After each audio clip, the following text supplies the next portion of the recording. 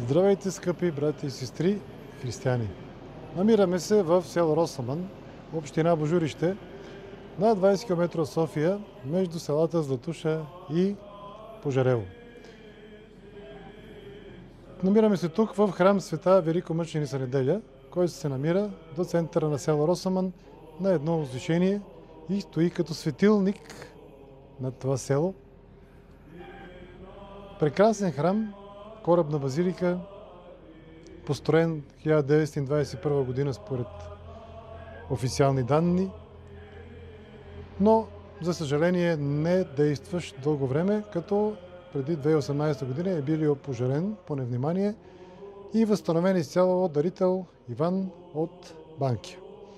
Този храм от юни месец тази година е вече действащ, тъй като негово святейшество, българския патриарх и софийски митрополит Даниил ми възложи това послушание да служа в този храм и да се опитам да го направим енорийски храм в този район. Слава на Бога и с помощта на управлението на общината, с помощта на хората около живеещи тук и около тези села, успяхме за 6 месеца и малко повече да обновим този великолепен храм.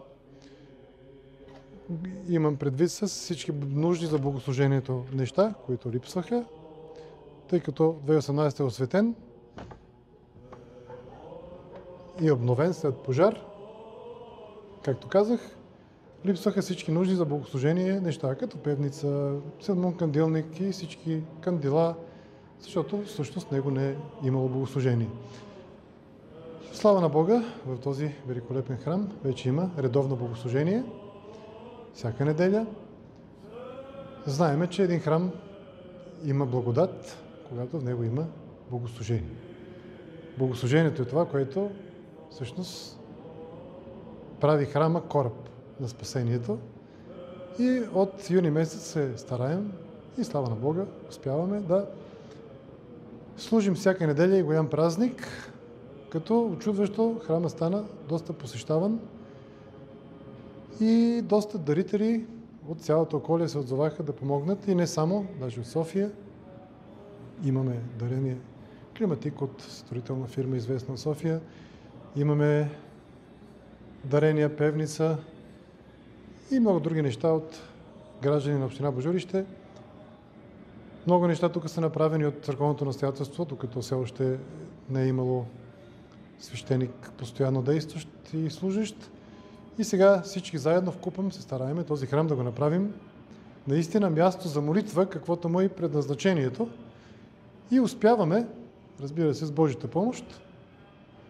Така че всяка неделя той вече има богослужение и в него наистина вече благодатта, която един храм дава на хората, чрез таинството Евхаристия или литургията, вече може всеки да получи, както и благословението на свещеника всяка неделя в този прекрасен, на това прекрасно китно място, храм, в който, както казах, всяка неделя от 9:30 има редовно богослужение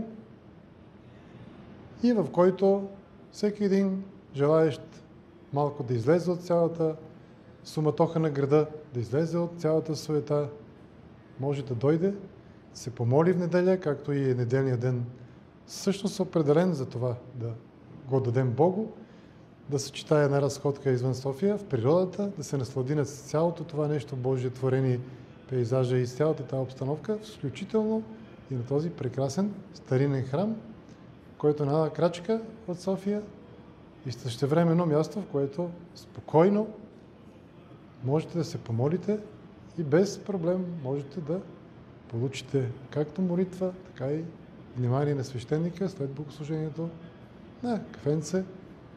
Нещо, което трудно може да получите в големите храмове в София. Така че ви каним, който желае и може да дойде всяка неделя. Има паркинг. Да се помолим на Света Великомъченица Неделя, голяма закрилница пред нашият Бог. Бог да дарува на всички нас мир,